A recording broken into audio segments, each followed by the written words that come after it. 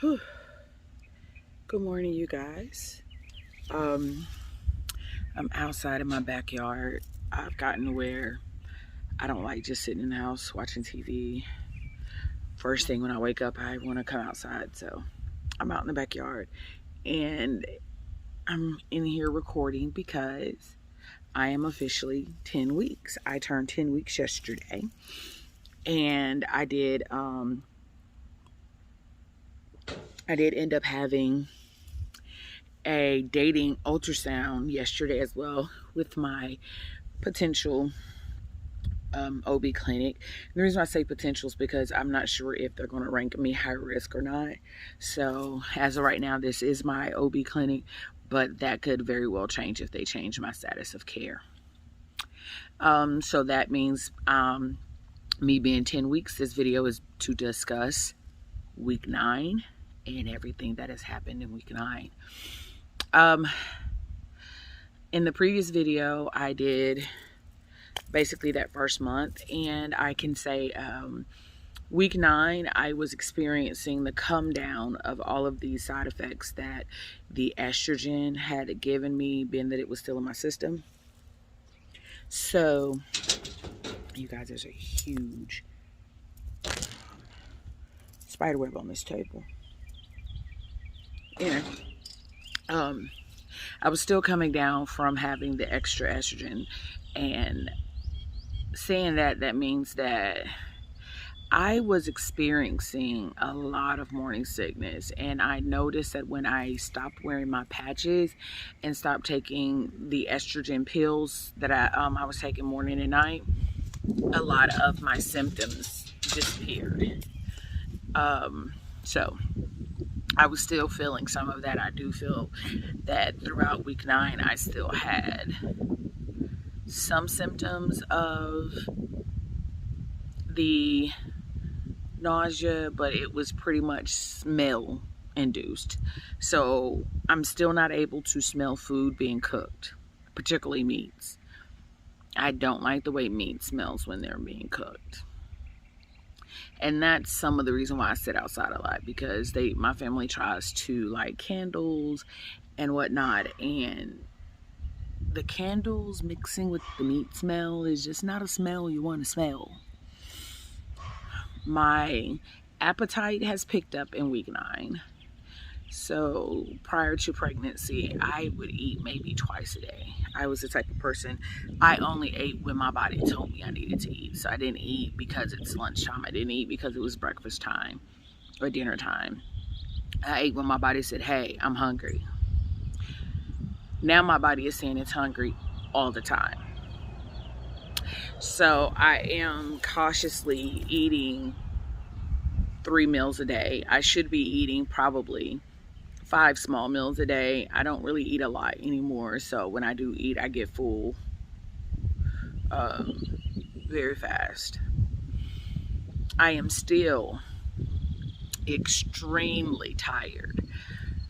I am generally ready to go to bed at 9:30. I can take a nap and still be ready to go to bed at 9:30, which I generally take a nap now every day.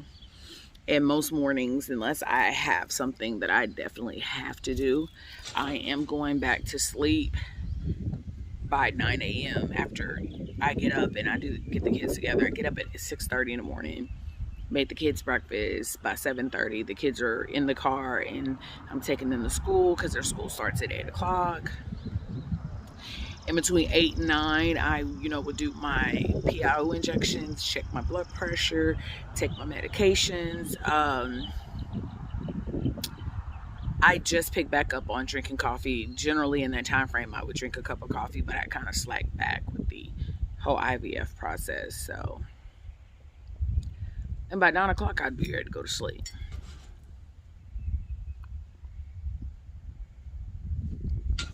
So I would sleep till like 9, from 9 to 11 or 9 to 12.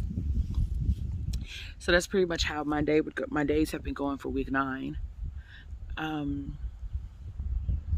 I did take my last PIO injection yesterday. Today's Friday, May 21st. I took my last injection yesterday morning, May 20th. So that was kind of a pinnacle moment, because I got to the point where I'm not taking the injections every day. I was very excited about that. So it was like, yay, celebrating turning 10 weeks. I stopped taking the medication. Well, not the medication, but the injections. So I don't have injections anymore.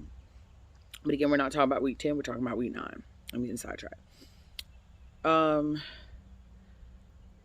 I was previously wanting Taco Bell every day. I no longer want Taco Bell. It is beginning to be in a food aversion for me. I want fruit. And it doesn't matter what kind of fruit it is. I just want fruit. My neighbor had me eat some fresh mango the other day. And that was like the best mango I'd had ever eaten in my life. And now I want more. And when I'm eating my fruit, it has to have Tajín seasoning on it. That's a new thing. I want Tajín seasoning on my fruit when I'm eating it.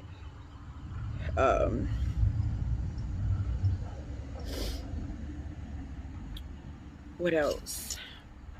Week 9 has really just been tiredness. And I'm very irritable more.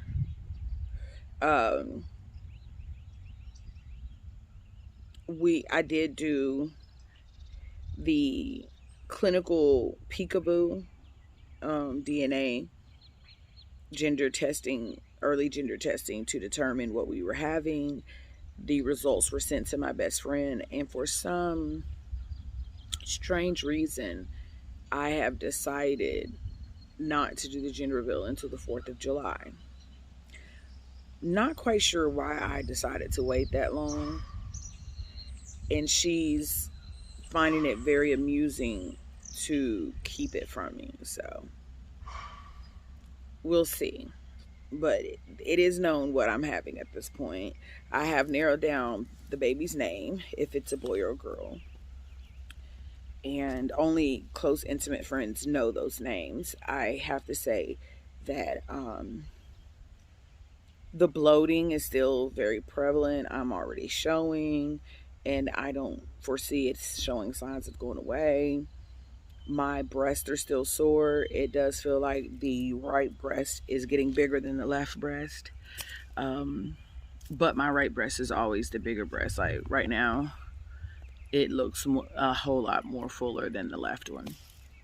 But that's, my right side is the bigger side. So I am finding comfort in wearing sports bras, and I normally don't sleep in bras prior to pregnancy, but having a bra on 24/7 is a little more comfortable. I'm finding there are some days where I don't want to wear one, and I have on a camisole that's padded, so I am able to wear this by itself if I don't want to wear a bra. And when I go out in public, my nips aren't showing. It would, pretty much have an illusion that I do have one on. But I would definitely suggest, if you have tender breasts, get you a good sports bra or a good nursing bras. Those are, I'm showing, those are a lot more comfortable for me. My bras that I had that are not sports bras, my regular bras, or that are not nursing bras, they're not really giving me the support that I want. But I wanted to show you guys this. At my appointment yesterday, I was able to get to see baby. I was hoping to hear the heartbeat, because I have been able to hear the heartbeat of the baby at each ultrasound that I had at the clinic, at my fertility clinic. So I was just expecting the baby to hear it this go round, but it didn't happen that way. She did visualize the heartbeat, so that was comforting, and I could see the baby moving. You guys, this baby was moving up a storm. I don't know if the baby could feel that they were doing an ultrasound probe, but it seemed like whenever she would move the vaginal probe, the baby would move. So it was very reassuring to see the baby move. So I'm going to show you guys little baby. So this is the baby's head. There's an arm, and there's a little leg there, and there's a little rump. I'm going to show you this one as well. There's baby there, and that's baby's head, and baby's rump is here. And I have one more that is just showing the torso to the rump, so that it can show what she could measure the heart rate. And baby's heart rate was 168, which she said that was good. I want to share with you what the heart rate should be at 9 weeks. I had notes of what I was going to say with you guys, and it's just not here. So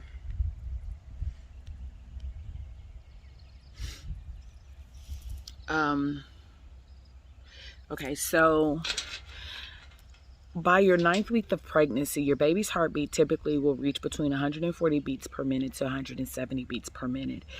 And it says some literature states 140 beats per minute to 180 beats per minute.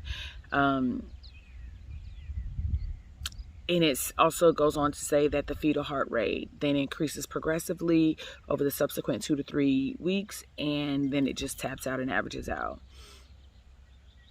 So baby was at 168.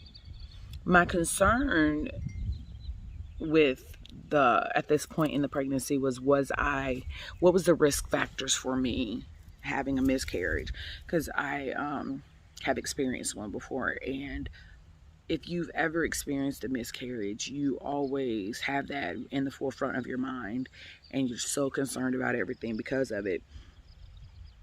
And it says that, once you visualize the heartbeat, and you hear the heartbeat, and it's been established, that your chances of miscarriage does decrease. So it says it goes down about 2 to 9%. So hopefully that is definitely true. I do have an app that I keep that it reminds me and gives me little tidbits of the baby. I use the Ovia app. It is OVIA, and I have it downloaded to my iPhone. And at the moment, it is saying that the baby is the size of a Lego man.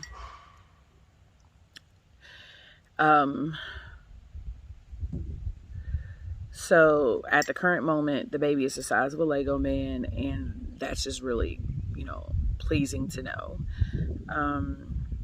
At the ultrasound, baby was measuring a few days ahead. So rather than my due date being December 16th, my due date got moved to December 14th, because baby is measuring a couple of days ahead. So that was something new. I forgot to update that on here. So my baby is currently measuring at 10 weeks, 3 days. I'm still going to just do all of my weekly videos based on the original date that I would change each week, based on what the fertility clinic gave me. So I change each week every Thursday. So I'll still do my updates as such for that, because that's just easier to maintain, because technically I am 10 weeks in 1 day today, versus it, would say I'm 10 weeks in 3 days, because on yesterday baby was measuring 2 days ahead. And it may change to where baby ends up just measuring normal. It can fluctuate, but as of right now, from crown to rump, baby's measuring 10 weeks, 2 days. So that's week 9, you guys. I am just super happy and super grateful to be here at this moment in time in my life and journey. And I felt the need to use, y'all excuse the coffee stains on here. I was walking and almost fell, and I spilled some of my coffee on my cup. But it says enjoy the ride. And this is one of the cups that my boys gave me for my birthday a couple of weeks ago, because I turned 41 on the 5th. And yeah, I'm enjoying the ride. I picked back up on drinking my coffee. I only drink 1 cup a day, and it's generally one of these cups right here. This one is an actual cappuccino mix that my son got me for my birthday, and it's really good. I don't have to add anything to it, so it's really, really good. I like a sweet coffee. And it's not really keeping me up, so don't get misunderstood that this is helping keep me awake. It doesn't. I'm still probably going to take a nap in a couple hours. But it does help with regulating my bowel movements, because progesterone can give you a side effect of constipation, and I have been experiencing that. So that's that. I want you guys to be happy on purpose, enjoy life and everything that it entails, and like and subscribe this video, and I will see you guys next week with an update for week 10.